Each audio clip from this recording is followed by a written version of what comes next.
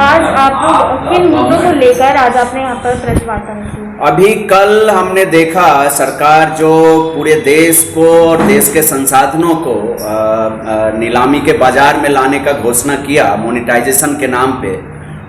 इसी सवाल पे और इसके खिलाफ जो देश भर में हमारा रोजगार को लेके और रोजगार के जो अवसर हैं उसको बेचे जाने का जो मुहिम सरकार ने छेड़ रखा है, उसके खिलाफ हमारा अभियान चल रहा है। रोजगार दो और सरकारी कंपनियों को, सरकारी संस्थानों को बेचना बंद करो, इसको लेके। और कल हमने देखा कि जो बचा खुचा था रेलवे से लेके, पावर सेक्टर से लेके, टेलीकॉम सेक्टर से लेके, हाईवे, रोड, सब कुछ जो पिछले 70-75 साल में देश ने हासिल किया, उन सबको आज मोनेटाइजेशन के नाम पे बेचने का सरकार ने फैसला किया है।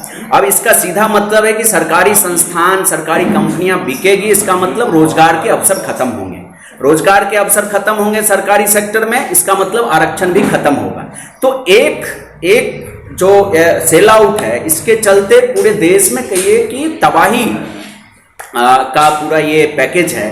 इसके खिलाफ हम देश भर में नौजवानों के बीच जा रहे हैं, नौजवानों को संगठित कर रहे हैं। और झारखंड को लेके जो हेमंत सरकार ने वादा किया था, पिछले रघुवर सरकार की जो तबाही थी उसके खिलाफ लोग संगठित होके उसको, सरकार को सत्ता से दूर करने में जो हेमंत सरकार को वोट किया, उनकी आकांक्षा है रोजगार मिले, जो अस्थायी नौकरियों में हैं उनको अस्थायी किया जाए, और जो ये 5 लाख रोजगार का वादा था उस वादा को पूरा किया जाए। इन सारे सवालों को लेके हम लोग देश भर में अभियान चला रहे हैं। झारखंड में भी ये हमारा अभियान चल रहा है और 30 अगस्त को झारखंड रांची में हम लोग एक कन्वेंशन से उसका कल्मिनेशन अभी इस अभियान का करेंगे फिलहाल।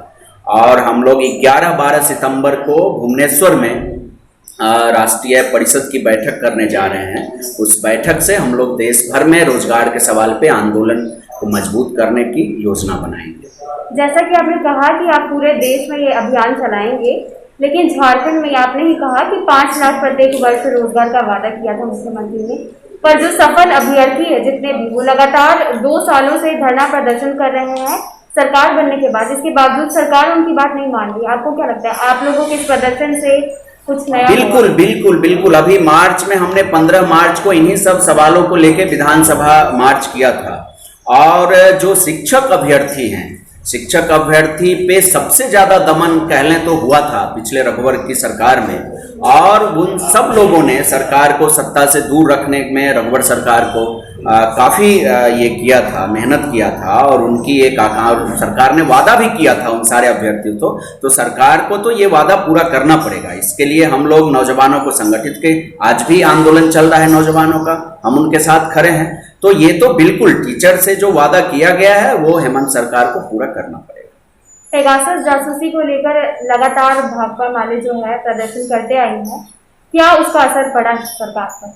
देखिए, सरकार पे एक तो ये है कि जो ये छुपाने की कोशिश करते हैं मीडिया के माध्यम से अपना चरित्र, चेहरा, वो इनका साफ हुआ है कि ये जो अंग्रेजों के समय से ही जो इनका पेशा रहा है, जिनका धंधा रहा है जासूसी, वो अभी भी वो बरकरार है।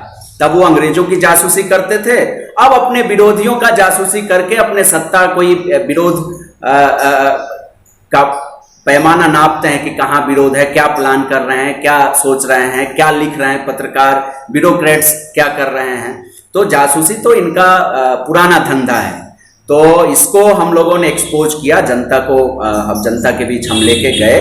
और सरकार अभी ये जारी है, विधान संसद में भी आपने देखा हंगामा ये जारी। लोग पूछ रहे हैं कि ये जब कंपनी कह रही है कि हम सरकार के इजाजत के बिना पेगासस नहीं देते किसी को, तो आप बताइए कि आपने इजाजत दिया कि नहीं दिया।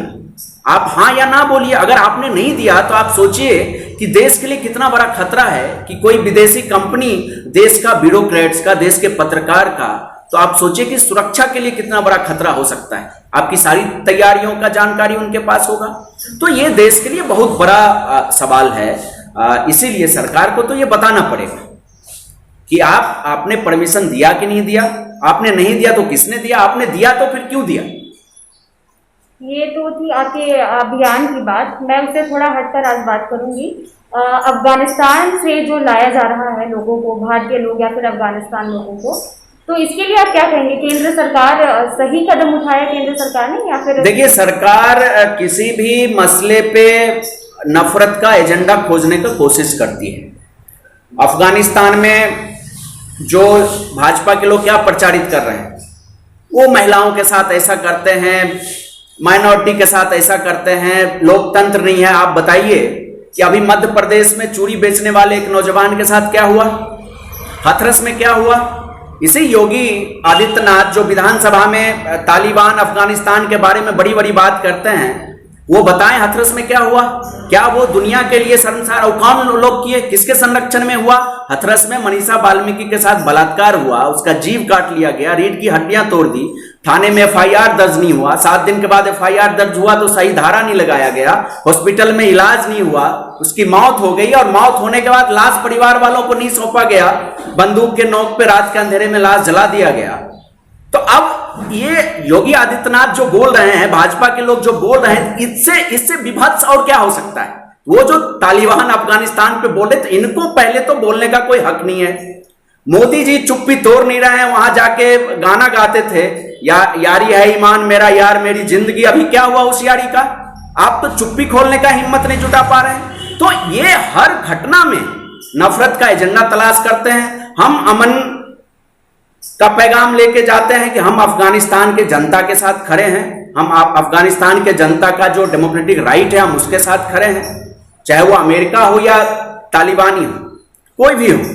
अमेरिका का भी जो ऑक्यूपेशन था, अब इसकी बात भारत सरकार क्यों नहीं करती? अमेरिका का जो समझौता हुआ तालिबान के साथ, लिखित समझौता, उस समझौते में लिखा हुआ है कि हम एक संस्था के साथ जिसका नाम तालिबान है और हम उसको मान्यता नहीं देते, उसके साथ अमेरिका जैसे जैसे निकलता है तालिबान वैसे वैसे कब्जा करता है।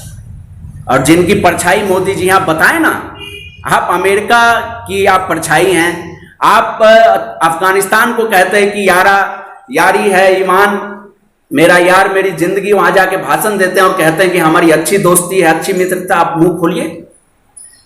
हम अमन चैन के साथ हैं, वहां की जनता के साथ हैं, और यही हमारा संदेश है। आपको लगता है कि आगे जो आप ये अभियान चलाने वाले हैं, इसका असर पड़ने वाला है? बिल्कुल बिल्कुल असर पड़ेगा। अभी उत्तर प्रदेश का चुनाव है और उत्तर प्रदेश में नौजवानों ने मूड बना लिया है। अभी बंगाल में हमने देखा, उत्तर प्रदेश में भी नौजवानों ने मूड बनाया हुआ है कि इस बार रोजगार के सवाल पे चुनाव होंगे उत्तर प्रदेश का। हम नफरत के सवाल पे झुठलाने का जो कोशिश इनका है, कभी नफरत का एजेंडा को सामने ले आना, अफगानिस्तान को ले आना, तालिबान को ले आना, और पूरा हिंदू मुस्लिम करके असली मुद्दे से भटका के चुनाव को हाईजेक कर लेने का जो इनका मंशा है, उसको होने नहीं देंगे। बिना रोजगार के सवाल पे 25 लाख वैकेंसी खाली है। आप बताइए कि 5 साल में आपने कितना भरा? इन्होंने कहा कि 4 लाख हमने रोजगार दे दिया। आरटीआई में इनका इस सवाल पे पूरा देश, अभी यूपी है, यूपी सबसे नजदीक है चुनाव, उसमें भी हम लोग जाएंगे और एकदम असर पड़ेगा, इनको सत्ता से बाहर करेंगे। धन्यवाद। अपना परिचय दे दीजिए। मैं नीरज कुमार, इनकलाबी नौजवान सभा का राष्ट्रीय महासचिव।